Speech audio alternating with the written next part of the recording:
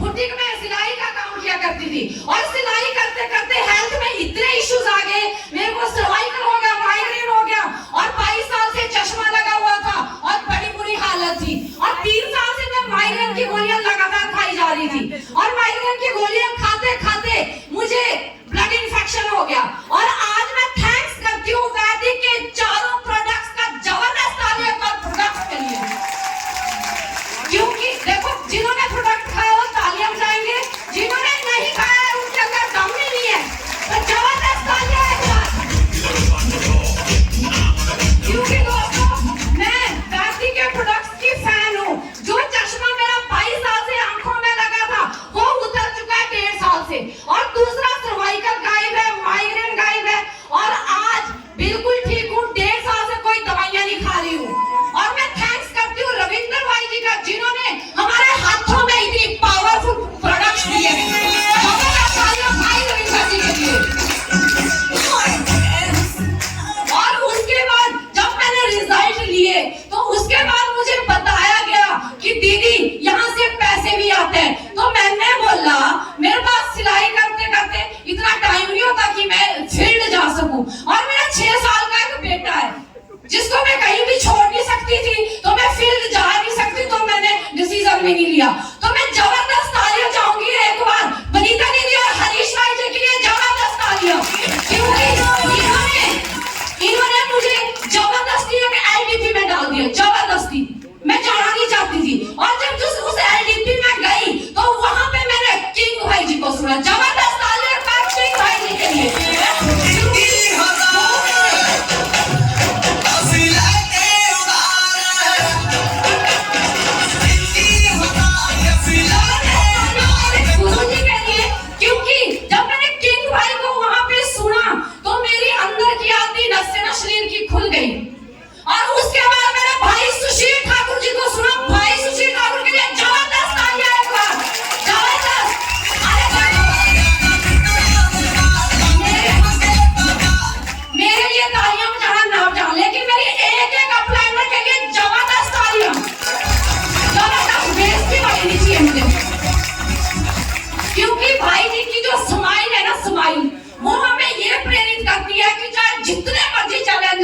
जितने मर्जी चले जाए लाइफ के अंदर बस आगे बढ़ते जाना है, आगे बढ़ते जाना है, आगे बढ़ते जाना है ना।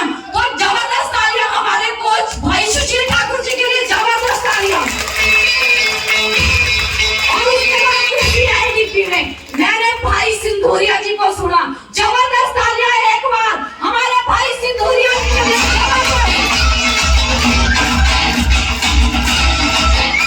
और जब मैंने भाई को सुना ना, जो आधी नसें शरीर की बंद थी और सारी खुल गई और मैंने भाई से सुना कि जब हमारे जिंदगी की दशा नहीं बदल रही हो ना तो दिशा का बदल जाना बहुत जरूरी है।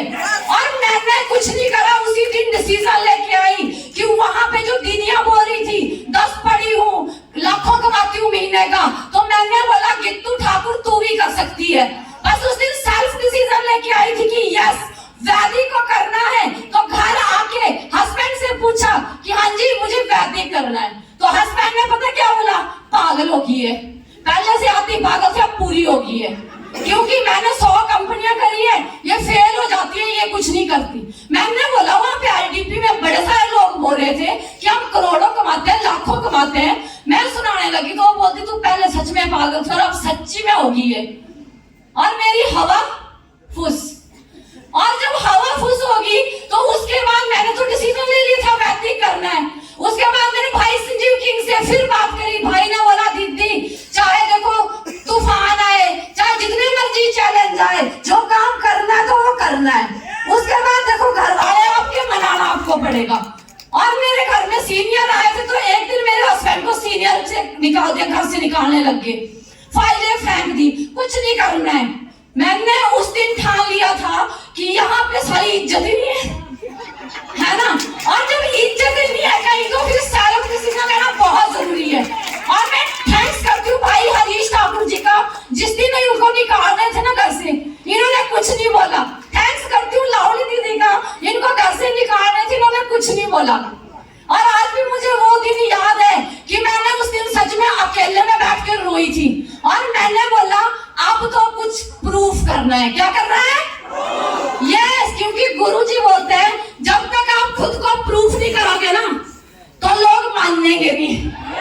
तो सबसे पहले मैंने यही सोचा कि मुझे प्रूफ करना है, तो मैं वैदिक को पार्ट टाइम करती चलेगी, दुकान के साथ साथ करती चलेगी। और क्योंकि अंदर से बड़ी वो थी कि फुल टाइम करना है, दुकान को छोड़ दूं, लेकिन घर वाले और बच्चे फिर वहीं फंस जाती थी। लेकिन बोलते ना जब आप किसी काम को शिद्दत से चाहते हैं या किसी चीज को, तो कायनात हमारे पीछे सपोर्ट करने लग जाती है। यस, तो हमारे कुल्लू के अंदर पिछली साल फ्लड आ गया और मैं फंस गई मायके में, और बड़ा अच्छा हुआ बच्चे पतिदेव कुल्लू में और मैं 1 महीने मायके में। और महादेव का मैं बहुत थैंक्स करती हूँ कि महादेव ने फ्लड ला दिया। वो फ्लड नहीं था दोस्तों, वो मेरी लाइफ चेंजिंग थी। और उस समय में 1 महीना घर से बाहर रही क्योंकि सड़कें टोटली बंद थी। और उस 1 महीने के अंदर मैंने प्लैटिनम लेवल हासिल किया था। स्टार तो पहले ही हो चुका था, और जब प्लैटिनम हुआ तो पैसे आ गए, और जब पैसे आ गए तो घर वालों को प्रूफ हो गया, और जब प्रूफ हो गया तो घर वाले धीरे धीरे मानने लगे।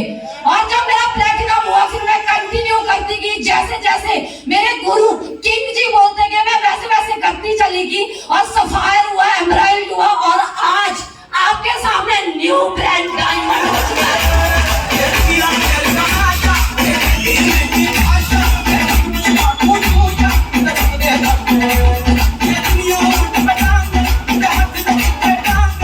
और जो मैंने बोला ना कि आप मर्द को सुन रहे तो ये कैसे बना, देखो चैलेंज बहुत आए डायमंड तक। सबसे पहले तो करैक्टर पे आया, सीधी सी बात है, क्योंकि हम औरतें हैं, अब घर से बाहर निकल रहे हैं। हम तो चूल्हे चौके तक सीमित थी, हाउसवाइफ थे। कभी हम दूसरी डिस्ट्रिक्ट में जाना हो तो हस्बैंड छोड़ने आ रहे, लेने आ रहे, हमारे को अकेला छोड़ ही नहीं रहे, है ना। तो सबसे पहले लोगों ने ये बातें बनाई कि जब मैं घर से बाहर महीना भी न रहती है तो शायद करैक्टर लेस हो चुकी है।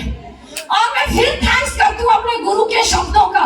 उन्होंने बोला था अपने करैक्टर पे दाग मत आने देना, साला कोई माइकल लाल ने जो आपके करैक्टर पे दिया है।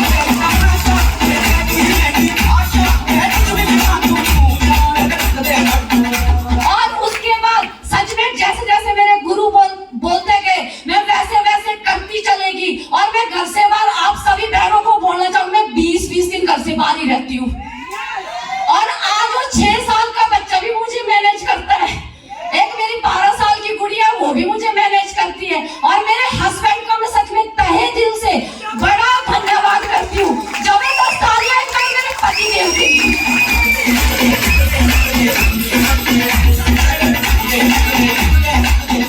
क्योंकि देखो प्रूफ किया तो पति देव भी मान गए। और आज सच में सबसे ज्यादा अगर सपोर्ट करते हैं ना वो मेरे पति देव करते हैं। आज मेरी टीम की टेंशन मेरे से ज्यादा उनको होती है, वो रह गया उसके अचीवमेंट करा जल्दी से। तो मतलब कि प्रूफ किया किस वजह से, वैदिक गुरुकुल की एजुकेशन से, क्योंकि मेरी औकात तो नहीं थी। पहले के काम से सच बोलो तो 3-3 महीने के बाद सूट नहीं बदले जाते थे, लाइफ क्या चेंज होएगी। और यहाँ पे अगर मैं बात करूं इनकम की, 1.25 साल में 16 लाख ठोक चुकी हूँ।